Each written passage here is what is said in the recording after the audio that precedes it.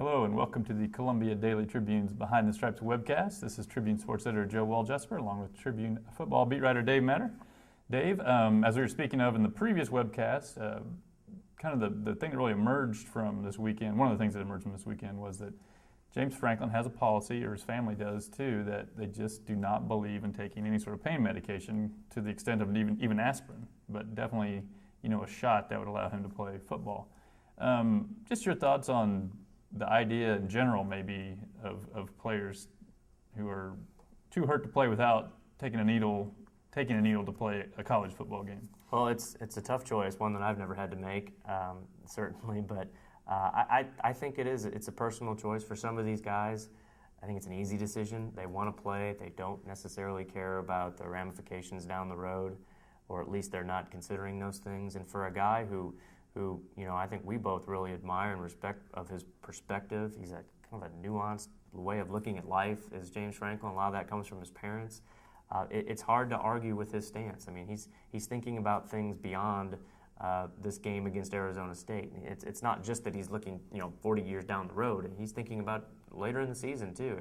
He doesn't like the idea of masking the pain. He wants to be able to feel the hits that he takes so he knows what his limitations are. So if that's someone's reasoning, I don't find fault with it. I think this is it's such a peer pressure type thing. I mean, you don't know what the pressure these kids feel from their teammates, from not necessarily from the coaches, but there's an implied pressure from the coaches.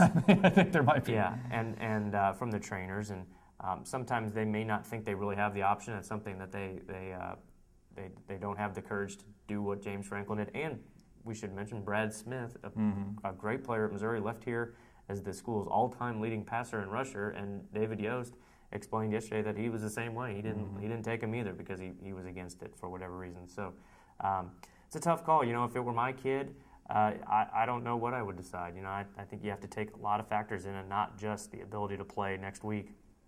I think it just depends on the severity of the injury and where it is, and I just come away with this with nothing but respect for the way that James Franklin so candidly handled it and discussed it and was very open and frank like he is about everything. I think it would be good if the adults in the situation, maybe depending on the body part, kind of maybe took this decision out of the hands of the players.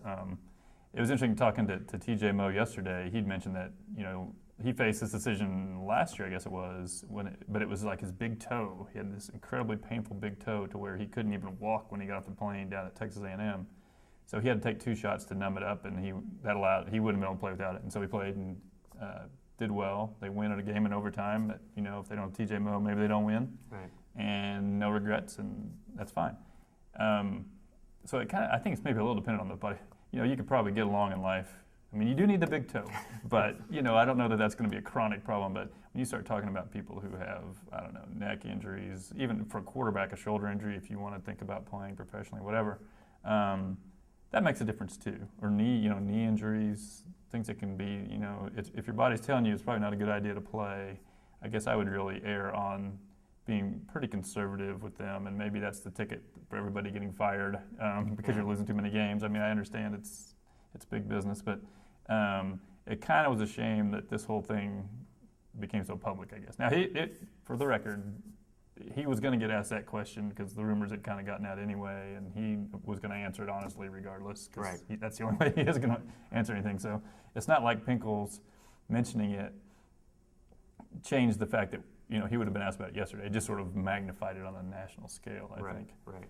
So I don't know. I guess it's kind of maybe there is a nuanced answer. You understand the NFL, you're getting paid millions of dollars, so yeah, you probably do it. But I think there definitely is probably a culture, probably the same sort of culture that leads people to take performance-enhancing drugs that says, are you doing everything you can because everybody else in the locker room is doing everything they can. Right. That's the pressure, obviously. And I think it touches on the national story of the idea of concussions and the cultural issue that you have with players not wanting to talk about those things and admit them. I mean, this story kind of reminded me of when Junior Seau died back a couple months ago. A lot of national writers that covered his career wrote about how they expressed regret in building him up to be this superhuman that played every week and fought through injuries and played through them because that's how tough he was. And what they admitted they were missing was the fact that he was probably going through a lot of agony to play every week because he felt like he had to because of the pressure of a locker room. And this is a different subject, obviously, in a different situation. But I think it does speak to this macho man culture that exists where these kids feel like they have no option but to do this so that they can please everyone around them. And then you get a guy like James Franklin who goes the opposite approach and like I said, it's hard to have anything but respect and admiration for the way he handled this. The other thing is, it's kind of interesting when you follow the number of former players who end up addicted to painkillers, like you saw. Right. I think Eric Bogard was the name in hockey that ends up killing himself, and obviously, I know Brett Favre went through an addiction to painkillers. That if you're going to play through all this and try to somehow survive it, and you're taking pain medication all the time, that can be addictive too. So. It is the ugly side of football, and it's when you watch these guys collide with each other and see how big they are, it's no surprise that you're going to spend the whole season hurting, and so it's a matter of how you manage it. But I think kudos to Franklin. It kind of puts more in perspective of what he was able to do last year without taking even an aspirin. Right. That's amazing, and I hope that fans see that and don't take the approach of, well, suck it up, this is the SEC, this is what you need to do. I think that's caveman thinking. I think we're beyond that, and I don't know. I think a lot of people admire him for the stance he took. All right, well, tune into our next podcast where we will talk about actual football. Missouri is going to South Carolina, which could be probably their second toughest opponents of the year, if not their toughest to this point anyway.